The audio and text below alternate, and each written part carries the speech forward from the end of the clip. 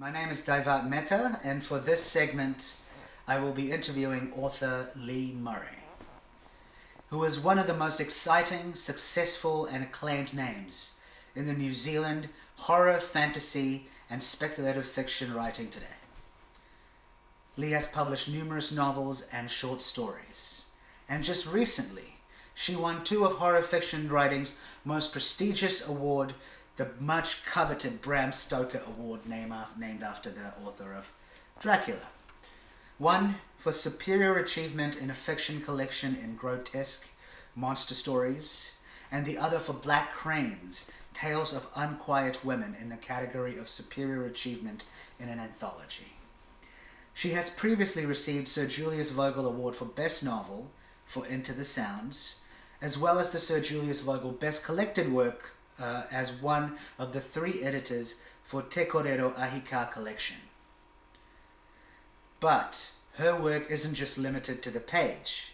She has also helped establish key writing communities here in New Zealand and been involved with events such as GeyserCon. In 2020, she made an honorary literary fellow in the New Zealand Society of Authors annual Waitangi Day Honours. Her other works include the Taine McKenna military thrillers and supernatural crime noir series The Path of Ra, co-written with Dan Rabarts, as well as several books for children. So now, without further ado, a conversation with Lee Murray. Everyone, my name is Daivat Mehta. I'm here with author Lee Murray, who's recently won the Bram Stoker Award for her work. Among like other things, the poetry and then all the cool short stories that you've written. Welcome. Thank you. It's lovely to be talking with you, Daivat, because we go back quite a long way, don't we? From Tauranga Writers' Day, when you were an early poet, and now you're a well-known playwright and great career in film as well. So great to be with you. Yeah, but today we're here to talk about you, so we'll get to that. So yeah, let's just go to the beginning, and yeah, about how you grew up, your background, and how you got into writing. Yeah, it's interesting because from a very early age I was interested in story, and my dad was a massive storyteller, amazing storyteller. He would tell these really fun stories about two little frogs called Horace and Aristotle, who lived at the bottom of our street, and they weren't very bright, but they always worked together to sort of go on these big adventures. And when you're a little frog, when you're a tiny little frog, everything in the world is scary, right? It's a big adventure, and you have to, just crossing the road is a challenge.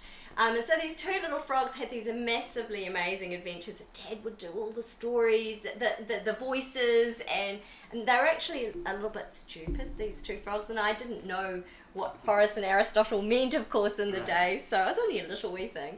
But that just really instilled me with the love of story and creativity, and he would just make them up out of his head, and they were always, environmental themes or talking about working together and cooperating to achieve something like, get to the counter of the ice cream shop when you're a teeny little frog and you just jump and you jump and you jump.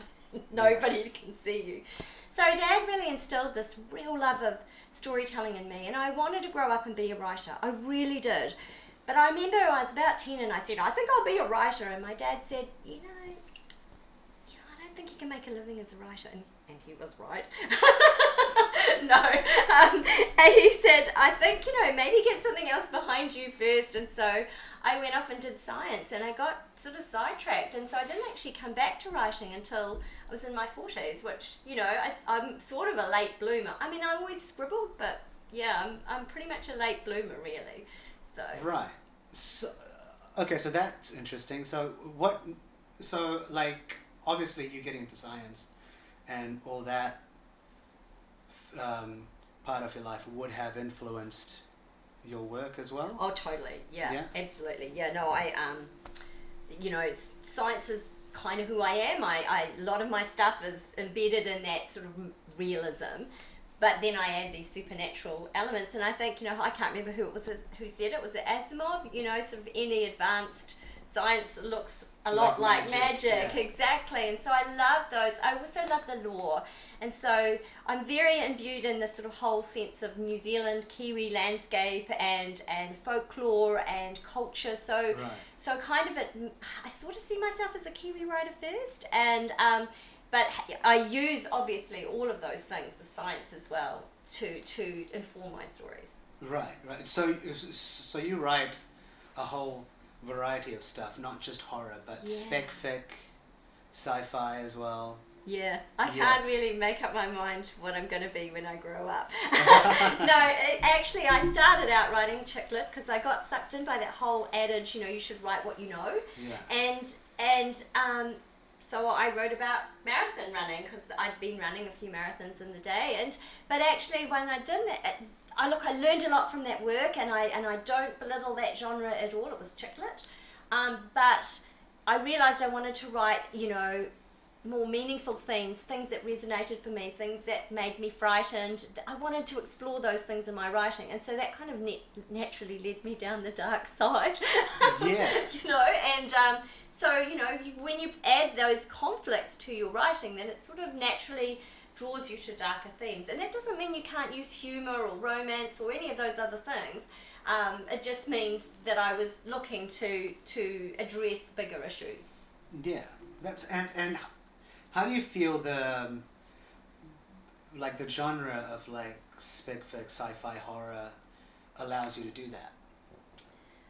Oh, I just think I guess it's just drawn to it. I guess it's that whole imagination, the world building, the scope, But also there's this element of safety. When you write in the supernatural and you write at sort of the intersection of culture, when you're using supernatural and all these kind of fantastical elements, magical realism, you put it in a new world, a new place, and so there's this element of safety where you can address these things that are very important and very relevant, but in a way that isn't exactly our world and isn't exactly me. So it's not a memoir. Yeah. And so that gives that element of safety, so you can explore these things in a way with a little bit of distance, and I think that is some of the value of speculative fiction. Cool. Yeah. So let's say for one of your stories in this genre, how would you start? How would you go about coming up with it from the ground up? Yeah. Well,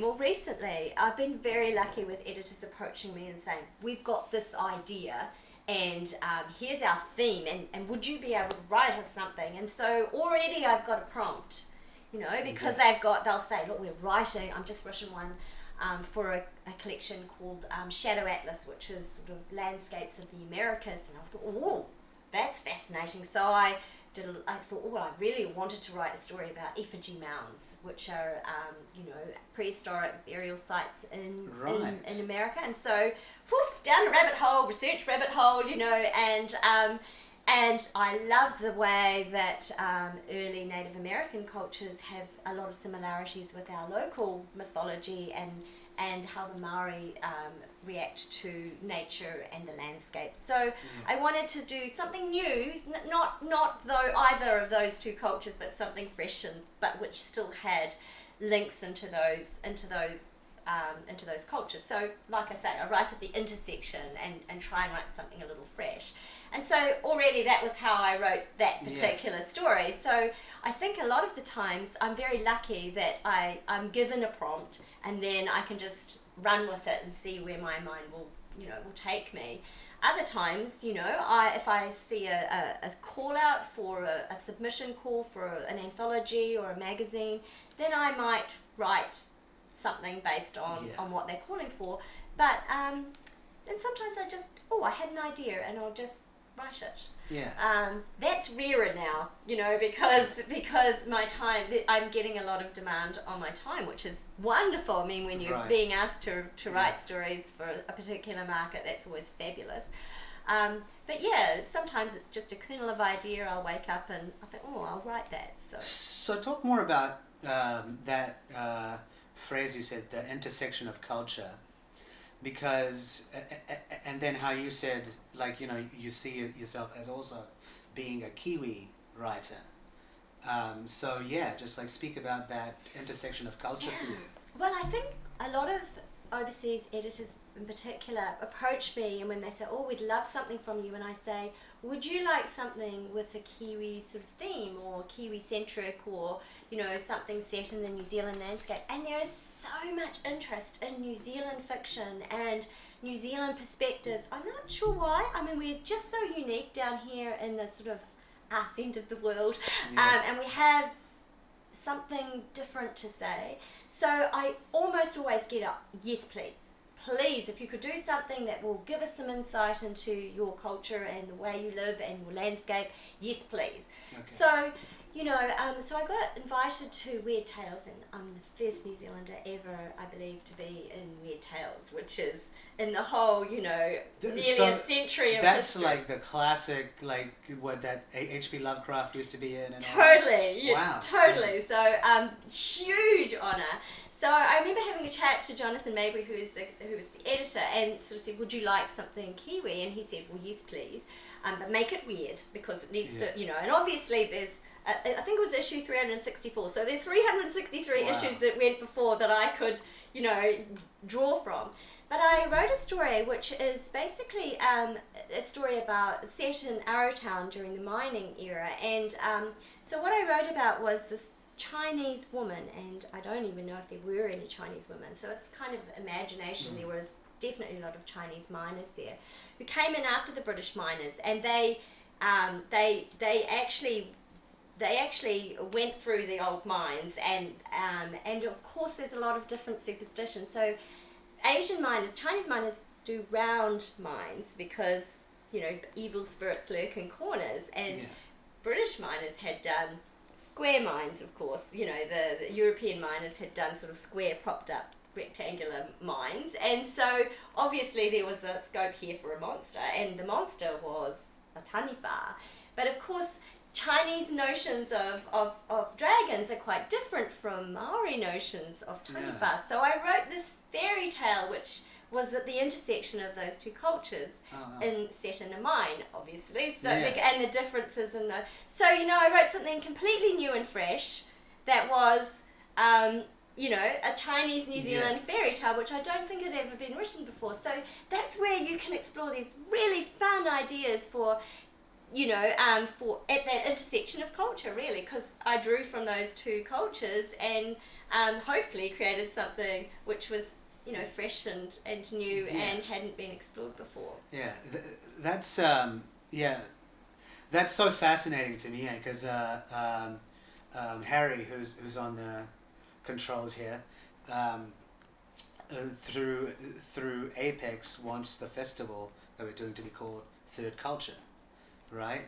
Because it's like like it's not about ethnicity, it's about the like as you said, intersections of cultures and bringing different perspectives. And literature is subversive, right? Anything we write, we're writing to explore ideas, and, you know, mash-up fiction is exactly that, isn't it? It's taking this genre and this and mashing it with some other genre to create something fresh and new, and that's where all the fun stuff's being written, I think. But it's like also interesting, because I do music as well, which is a hip-hop funk duo called Triptofunk. And I didn't realize until Kingsley, the producer, actually told me, he said, oh, you have weird melodies, you know, and I really thought about it. It's because I grew up on Indian classical and Bollywood music, which has you know, all these sing-songy, up and down kind of weird melodies from a Western standpoint. So I just subconsciously had that, you know, just going into my work without even knowing it. Isn't that interesting? Yeah. Well, you know, I'm a third generation Chinese Pakeha New Zealander, so, you know, obviously I'm going to draw, you know, from, actually, it's only more recently that I've been exploring my Chinese heritage a bit more. I don't know why. I think I sort of always had to sort of, I didn't feel comfortable yet, and it's not until I've been older that I've felt safe enough to explore that side of me. Oh, okay, that's interesting. Yeah. So. Is that what kind of led you to doing that Black like Crane's book, which is... Absolutely. Yeah. Talk more about that, because that's a very interesting concept. Oh, that, that just... It's an interesting story because my colleague Genevieve Flynn and I we'd met online. We knew of each other. We'd been involved in a mentorship program before, and I met her at GenreCon in Brisbane, where I was a guest, and the two of us turned up to a particular panel. We turned up 15 minutes early or 20 minutes early, because we're both conscientious Asian girls. So we turned up early. So that's a weird thing about time, eh? That's with Indians as well. So here we were chatting, and we both knew why we were early, because we were both these conscientious Asian girls, and so we got to chatting about that, and we both write horror, so we sort of said, well, where's the other Asian horror writers, and then we talked about the fact that, the expectations on women, and suddenly we had this idea, we just in this 15-minute conversation, and who's doing this? Why isn't this? This gap? It's not being talked about, and then we thought, well, we have to be the ones to talk about it. Where are the editors that can edit that work, that can curate that work? Well, it needed to be us. We had to step up, and then of course with COVID and the sort of anti-Asian sentiment that became quite pervasive, particularly at the beginning of 2020 when we just were talking about this. And the contributors we reached out to were adamant we needed to just push on, because they were obviously seeing what was going on, in their communities, and felt that it was really important that we had this voice and we open this dialogue. So, partly cool. The timing was great, and it was just a chance meeting, and which wasn't chance because it was again intersection of culture, and so it just seemed the right moment. And I think that the timing had a lot to do with why the book won the Bram Stoker Award, and partly because our contributors are just amazing. I mean, they really wrote themselves out of their skins. But also because the timing was right, and the Bram Stoker Award is not for the best; it is for superior achievement, and I think it is a snapshot in time. This book resonated for people in this moment, and we were just very, I don't know about lucky, because we can't really call the pandemic lucky, but the timing was right for this particular piece of work, and So I'm so grateful to work with them all. They're just amazing, amazing writers, just incredible stories. And some of the work that's coming out of this now, having, been provoked and inspired by the work that we did here is really cool. Uplifting. Yeah. So talk more about winning the Bram Stoker Award. It's hard. It is. It's really hard to kind of make that clear to New Zealanders, but it's basically like getting the ball in the last moments of a World Cup and running and getting a try. It's like woohoo! And you've won the World Cup. That's how it feels. It's literally that. And not only that, I won 2. So it's like Lisa Carrington winning 2 events in the at the rowing. And she got 2 golds, and that it feels the same. It feels like that. I feel so proud. And just really grateful to my horror colleagues for the recognition and just the willingness to sort of take a step across to New Zealand and take a chance on a Kiwi writer, and also Black Cranes, because the timing was just fantastic for that. So going back to the scene here, how would you say the spec fiction, horror, sci-fi scene is here in New Zealand writing? Oh, look, New Zealand creatives are doing some amazing, amazing work, and everyone needs to know about us. It's not just our film industry, it's our writers and our creatives here, poets, people, gamers, writing gaming materials. There's just some absolutely incredible talent here in New Zealand. And I think part of the problem, though, is that it's we don't have any publishers here of speculative fiction, so our people need to go overseas. So it's really hard to be visible in New Zealand as a speculative writer, and that's why I really believe in community. because when critical mass, when we're known as a place of excellence for writing brilliant dark fiction and wonderful. I mean, we already have that reputation in the film industry, but for writing, it's very hard to be discovered. Yeah. Do you think that because not only because of the successes that you've had and the authors that you've helped to promote, but the kind of resurgence in that kind of YA sci-fi thing is going to help bring it out more? I hope so. I hope so. I think, when COVID comes, what did everybody do? They went home and they turned on their television and watched, things. Watched movies, watched, dark movies to try and understand what was going on. I think Contagion was one of the most downloaded movies in the whole of COVID. I don't know. I think I read that somewhere. But they were reading books. They were consuming books. Finally they had a moment where they had nothing to do but stay at home. I mean, obviously that's very simplistic, but a lot of people turn to books and film in order to get them through, in order to make sense of that moment. So, but I think horror's always been like that. Whenever there's been a crisis, people turn to horror in order to try and make some sense of, or even just to escape it, and because generally people make it through, in a story, there's some resolution, and so there's comfort in knowing that there are ways through these things, and I think that's why people are drawn to it. So horror's always played that role in speculative fiction, because we're looking to see what's going to happen with climate change. So we're reading climate change fiction. If you've read any zombie fiction, you would have known what was going to happen in COVID, right? You would have known there'll be deniers and there'll be exactly. So that's why that's so valuable. You don't have to live through it to explore what might happen. Yeah, it's like art imitates life and vice versa. Exactly. Yeah.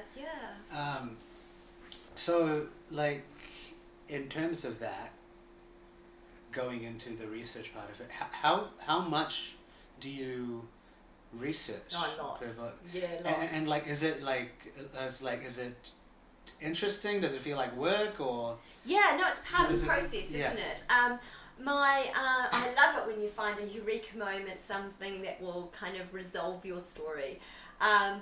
But I'm a research scientist by background, so obviously research is something I love, and I often have 20 tabs open. I'm supposed to be, writing a story, and I've spent, 2 hours. Oh, this is interesting. Oh, this is interesting. It's all background, and all builds to writing the story, and of course that's really difficult because you don't get paid for you get paid for the product and not necessarily. I mean, it's art, as well. So you need to put the time in order to construct a strong story. So it's a lot of thinking. A lot of writers say they do that in the shower. They stand there under the suds and think. And so research is part of that thinking time. I think it's very valuable. I don't think you can do.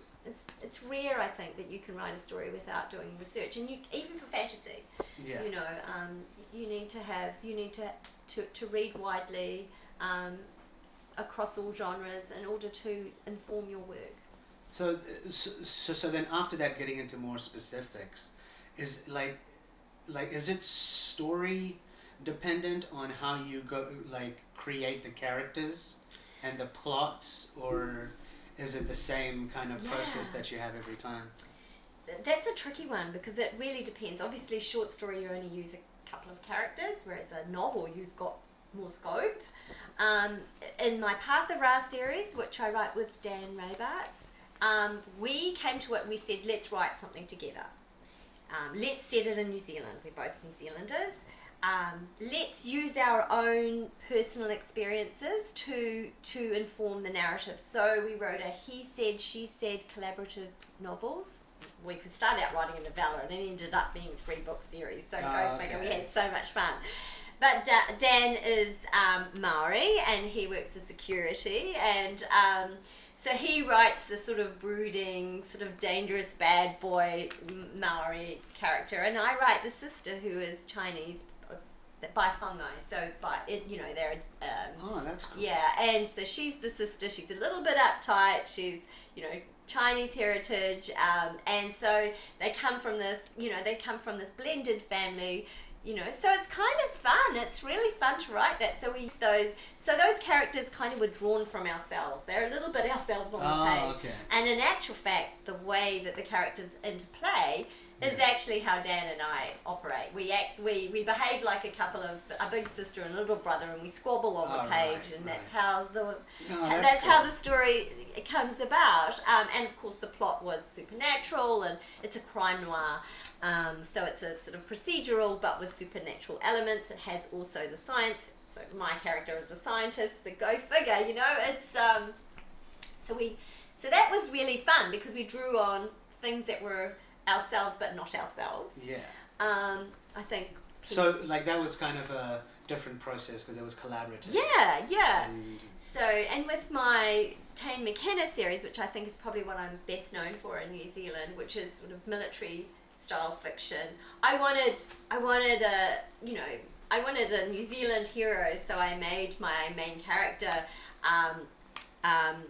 half Maori, half Irish, and I thought that again, intersection of cultures, so we have different perspectives.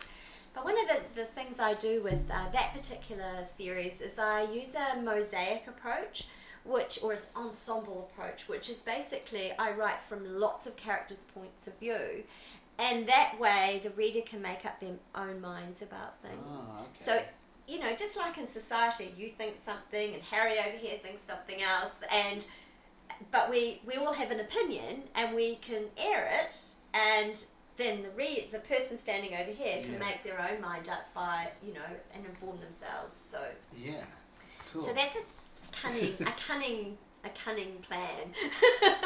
So tell us about this book here, the Grotesque Monster Stories. This is my debut collection, so pretty excited about how far it's gone. I've been writing. I've been writing 14 years now, I think, and a small press from Australia, the publisher approached me and said, "How about a collection?" And I hadn't thought I was grown up enough to do a collection yet. Right. I thought that collections was something you did when you were really famous and everybody knew you, and bring your work together and do a best of album, Right. And so Greatest hits. yeah, exactly. And I just didn't think I was really there yet. But he said, no, I think you need to do a collection. Let's see what you've got.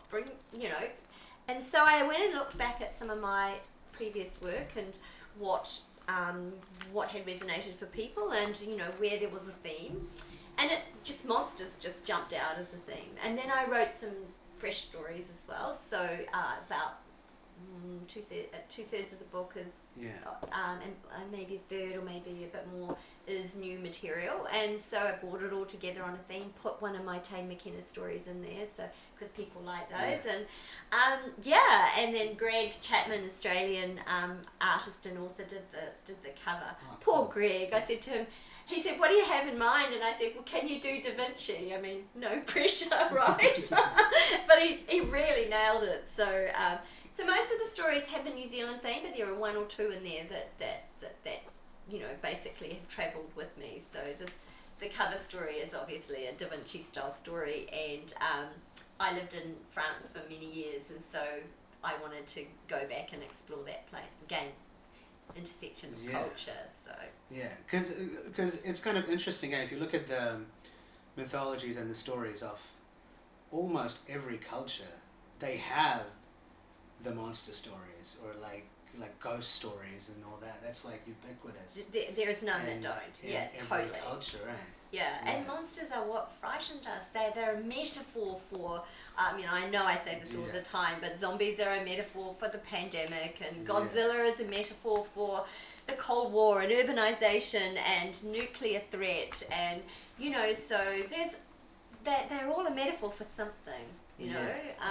And I think that we just need. There's always a fresh way to explore them, especially when we talk about different contexts. Yeah.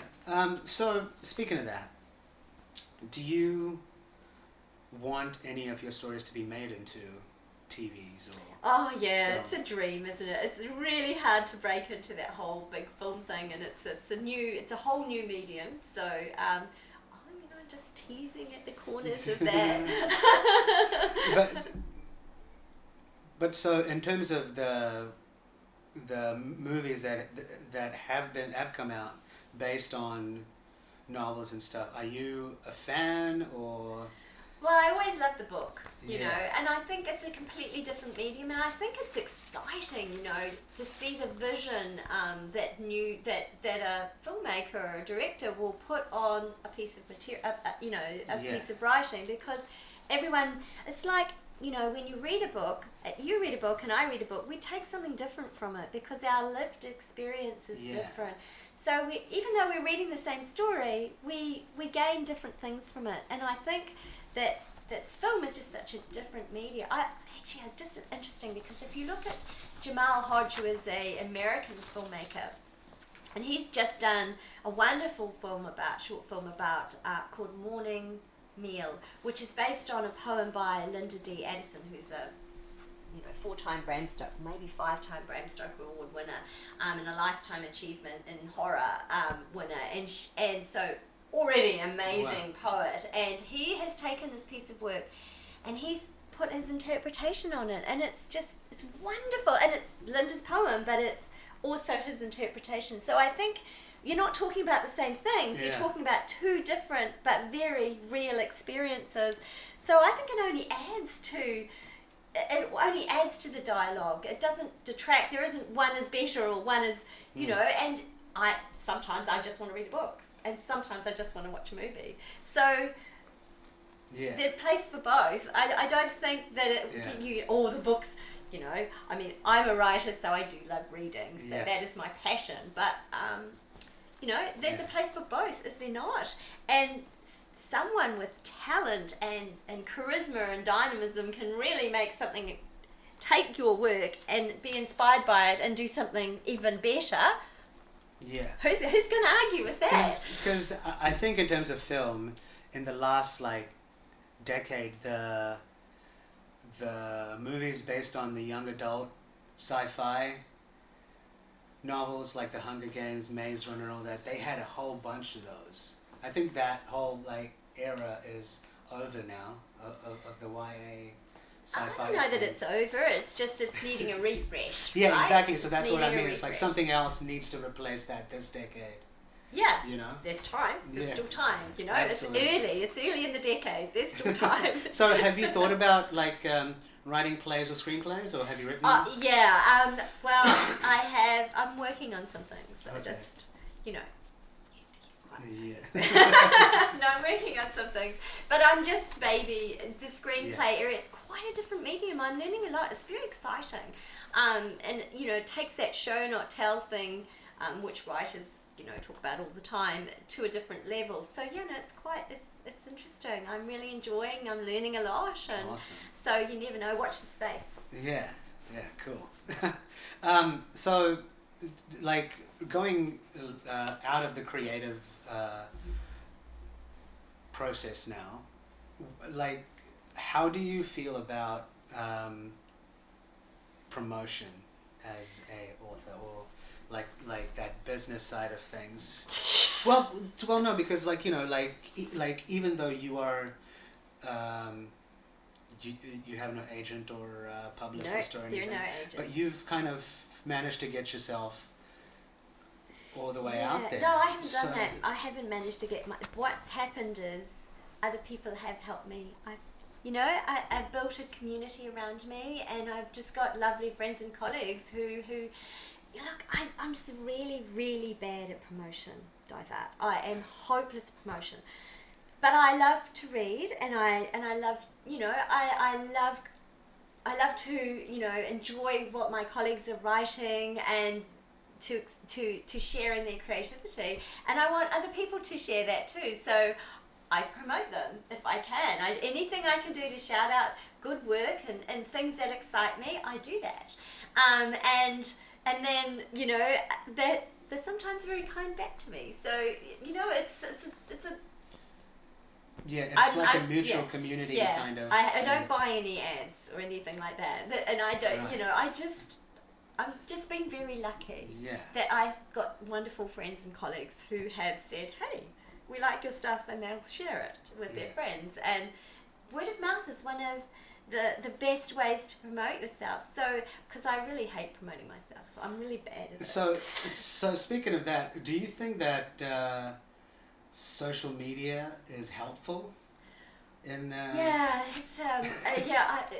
it's what we all love to hate, isn't it? We all it's brilliant for connecting. I would not be connected to so many wonderful creatives were it not for social media. But and some of them I've only met through social media, and I haven't had a chance to meet in person yet, you know. So it's brilliant for that. But it's you know, there's trolls on the internet. It's a very it's a fine line. You can waste so much time there. So you know, it's a double-edged sword. You know, I like it and I hate it. Are you so like, I guess, like, are you famous enough to have trolls and haters in your comments now, or?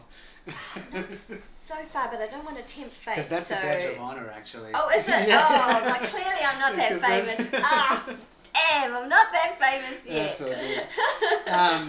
That's so good. Okay, so that's cool. So what advice would you have for? Because you were or are a part of Young New Zealand Writers. Yes, actually, I'm co-founder of Young New Zealand Writers. Which has been going for a decade, and we just create development and publication opportunities for young New Zealand writers. So school students, really. Yeah. So what kind of advice would you give to up and coming writers in terms of the creative as well as the business side of things? Oh, okay. So I often say, and I say this kind of flippantly, they need to grow a carapace.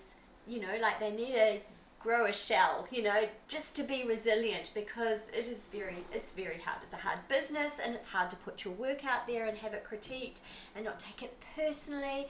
So so that resilience is really a key thing, both on the creative side and also on the business side, because it's very hard to be visible. You know, it's just discoverability is one of the most difficult things. But also, you know, in terms of crafting, you know, you have to be able to put your work out there and get feedback, because you don't grow unless you get feedback. You can't. There are things you just don't see in your own writing. So it is so important, and you need to be open to that. You don't ever get better. I always think that my best writing is still the writing that I haven't written yet. You know, because I'm always wanting to be better, because I'm not there yet. I don't think I'm there yet. And so I'm always challenging myself, and so I think that grow a carapace idea is, you know, be resilient and keep on and keep working that craft and hopefully you'll make it. I'm not saying that everyone will make it, because I've still got a long way to go, but.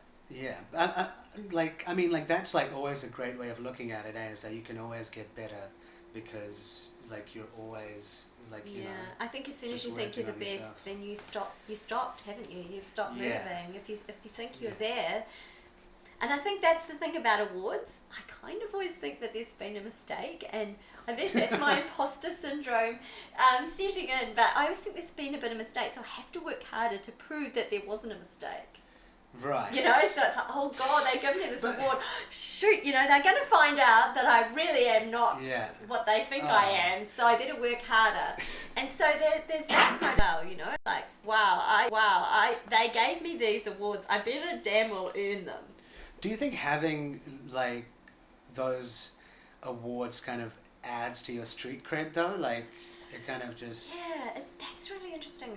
So a very dear colleague contacted me recently and said, I think you might have enough respectability, we could get you on a panel at a conference here. And I thought, wow, that's a high bar, you know. And so, but I think it does make a difference to some publishers. It makes a difference to some festival organisers, that kind of thing. Maybe it makes a difference to some editors. For me, it just is just so uplifting to have your colleagues recognise that you've achieved a certain level, and and that's encouragement, really. That's what it is. It's a form of encouragement. Keep on, you're doing some good stuff, keep at it, we want to see more. That's kind of how I see it. There's no money associated with these things either in general. It's just kind of prestige. It's that recognition, that acknowledgement that actually you might be doing something that we want to see more of. Yeah. And that is hugely motivating. Cool. What's it like going to one of those conventions and being on panels and things like that? Because I'd like always wondered, because I used to go to like Armageddon all the time up in Auckland and like Hamilton to see those panels, and it's really exciting actually, and those are really great discussions. Really, they're really great discussions. Being invited, you're part of a community, you meet some amazing people, and sometimes you can be sitting next to like your hero. Yeah. Your hero, like, whoa, I'm sitting right next to this person and they're having a conversation with me. It's so exciting, Divert. But it's the community is the thing. I think you understand this as being part of the film collectives, is that it's about building a network of like-minded people who are invested in seeing certain types of creative work move forward, and people's careers, and seeing them achieve where it's critical mass. It's and we have such great talent here, and we need to be not the tall poppy, cut them off at the knees type of attitude. We really need to be growing these communities. Reading and consuming stories is so important to who we are, and we need to be telling those stories. So what's the near future like in terms of the things that you're working on, and maybe like even works of like other authors that you're excited about? Oh, okay. So the Young New Zealand Writers Workshop Day Out is coming up next week. So we're in June. So and I'm really excited to be presenting with Danica Mead, who is a 16-year-old fantasy novelist from New Zealand. Just incredible young talent. So I'm really excited to be, because I'm going to be the old lady in the room and she's going to be the young, fresh talent. So I'm really excited about her work. She's from Wellington, and I think she's, destined for great things. I like to talk about Isaiah Tor, who is an Asian New Zealand filmmaker, working mainly in short film at the moment, but he's got so much talent. He's scary how much talent he's got. And he's also a writer, so I'm really excited to see where he's going. Jamal Hodge was another one, and Andrean Lowe is a New Zealand horror writer. She writes for a very small micro press, and her latest work is called Diet Veil, which is suburban New Zealand body horror about diet. It's really confronting. You need to not be squeamish.